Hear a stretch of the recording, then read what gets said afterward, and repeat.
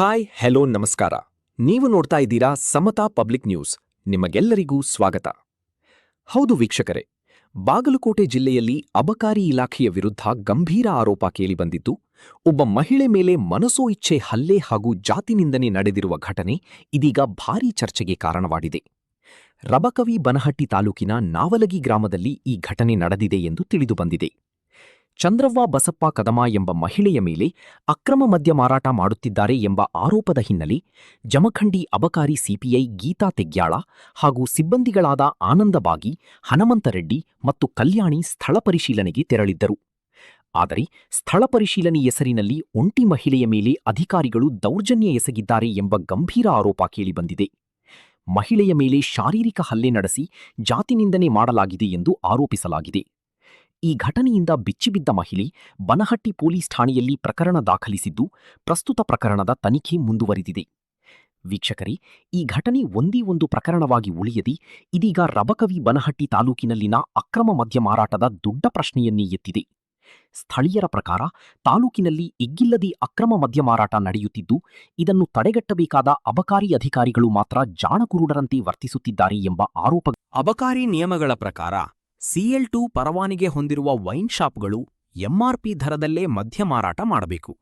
ಆದರೆ ವಾಸ್ತವದಲ್ಲಿ ಅನೇಕ ಕಡೆಗಳಲ್ಲಿ ಬಾರ್ ಮತ್ತು ರೆಸ್ಟೋರೆಂಟ್ಗಳಿಗೆ ಕಡಿಮೆ ಇಲ್ಲದಂತೆ ಹೆಚ್ಚುವರಿ ದರದಲ್ಲಿ ಮದ್ಯ ಮಾರಾಟ ನಡೆಯುತ್ತಿದೆ ಎಂದು ಸಾರ್ವಜನಿಕರು ಆರೋಪಿಸುತ್ತಿದ್ದಾರೆ. ಇಂತಹ ಅಕ್ರಮಗಳ ಬಗ್ಗೆ ದೂರುಗಳು ಬಂದರೂ ಅಬಕಾರಿ ಇಲಾಖೆ ಯಾವುದೇ ಕ್ರಮ ಕೈಗೊಳ್ಳದೆ ಕಂಡುಕಾಣದಂತೆ ವರ್ತಿಸುತ್ತಿರುವುದು ಜನರ ಅಸಮಾಧಾನಕ್ಕೆ ಕಾರಣವಾಗಿದೆ. ಇನ್ನೂ ಆತಂಕಕಾರಿ ವಿಷಯವೆಂದರೆ, ದೊಡ್ಡವರ ಬಾರ್ ಮತ್ತು ವೈನ್ ಶಾಪ್ಗಳ ಮೇಲೆ ಕ್ರಮ ಕೈಗೊಳ್ಳಲು ಅಧಿಕಾರಿಗಳು ಹಿಂಜರಿಯುತ್ತಿದ್ದಾರೆ ಎಂಬ ಮಾತುಗಳು ಕೇಳಿಬರುತ್ತಿವೆ. ಆದರೆ ಬಡ ಮತ್ತು ಸಾಮಾನ್ಯ ಜನರ ಮೇಲೆ ಮಾತ್ರ ದರ್ಪ ಮತ್ತು ದೌರ್ಜನ್ಯ ತೋರಿಸುತ್ತಿದ್ದಾರೆ ಎಂಬ ಆಕ್ರೋಶ ವ್ಯಕ್ತವಾಗಿದೆ.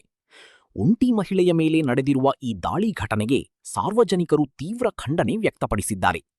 ಮಹಿಳೆಯ ಗೌರವ ಮತ್ತು ಸುರಕ್ಷತೆ ಕಾಪಾಡಬೇಕಾದ ಅಧಿಕಾರಿಗಳೇ ಇಂತಹ ವರ್ತನೆ ತೋರಿದರೆ ಜನರು ಯಾರ ಮೇಲೆ ನಂಬಿಕೆ ಇಡಬೇಕು ಎಂಬ ಪ್ರಶ್ನೆ ಉದ್ಭವಿಸಿದೆ. ಈ ಪ್ರಕರಣದಲ್ಲಿ ತಪ್ಪಿತಸ್ಥರ ವಿರುದ್ಧ ಕಠಿಣ ಕ್ರಮ ಕೈಗೊಳ್ಳಬೇಕು ಎಂದು ಸಾರ್ವಜನಿಕರು ಆಗ್ರಹಿಸಿದ್ದಾರೆ. ಅಬಕಾರಿ ಅಧಿಕಾರಿಗಳ ದೌರ್ಜನ್ಯವನ್ನು ಸಹಿಸಿಕೊಳ್ಳಲು ಸಾಧ್ಯವಿಲ್ಲ ಎಂದು ಸ್ಪಷ್ಟವಾಗಿ ಹೇಳಿದ್ದಾರೆ.